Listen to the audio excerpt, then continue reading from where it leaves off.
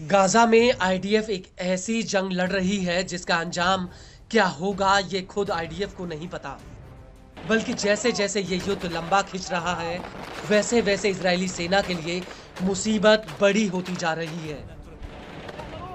वो इसलिए क्योंकि अब इजराइल के कब्जे वाले वेस्ट बैंक में भी गाजा जैसी बगावत फैल रही है और आए दिन यहाँ पर आईडीएफ और इजरायलियों के ऊपर हमलों की घटनाएं हो रही हैं जो आने वाले समय में इजराइल के लिए एक बड़ी आपदा का रूप ले सकती है।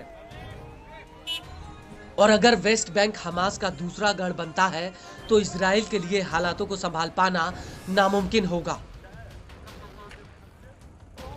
और इसी कड़ी में 6 जनवरी 2024 को वेस्ट बैंक में इजरायलियों से भरी एक बस पर अंधाधुंध फायरिंग हुई थी जिसमें 3 लोगों की मौत हो गई थी जबकि 8 लोग घायल हुए थे। हालांकि उस वक्त आईडीएफ ये पता नहीं कर पाई थी कि आखिर इस गोलीबारी के पीछे कौन है।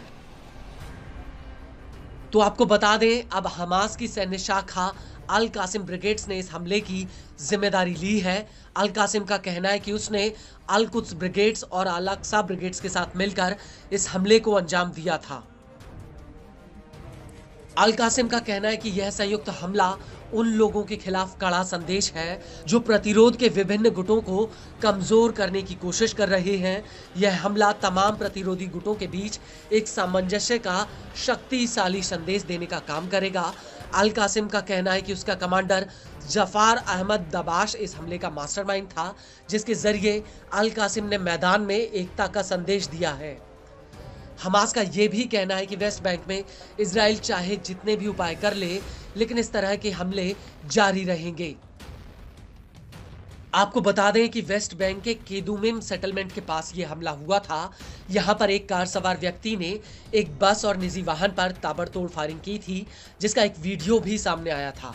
वीडियो में साफ दिख रहा था कि एक कार से 2 युवक उतरते हैं और वो उतरते ही दनादन फायरिंग शुरू कर देते हैं और तभी वहां से एक बस भी गुजरती है और ये हमलावर उस बस पर भी फायरिंग करने लगते हैं और फायरिंग के बाद दोनों मौके से भाग जाते हैं।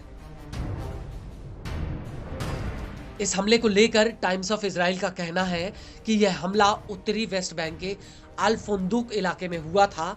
वहीं दूसरी तरफ आईडीएफ ने उस वक्त कहा था कि यह अटैक रूट नंबर 55 पर हुआ जो वेस्ट बैंक और तेल अवीव को जोड़ने वाला ईस्ट वेस्ट हाईवे है। यह नबलस का बाहरी इलाका है जो कई इजरायली सेटलमेंट्स और फिलिस्तीनी कस्बों के करीब से होकर गुजरता है।